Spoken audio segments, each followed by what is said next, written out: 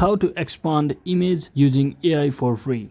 So hello guys, welcome back to my YouTube channel. If you also want to use AI such as PicsArt AI tool, which is a image extender, you can easily upload an image just like this from over here. So let me just quickly show you from an example.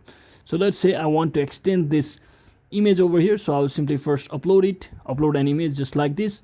And so once you upload an image, just let me just select this Instagram story option over here. So as you can see, my current photo is in square shape, so it will automatically adjust. That means the AI will automatically show its magic to adjust to the Instagram resolution even though it's on square. So let me just quickly click on this generate after I set out the position.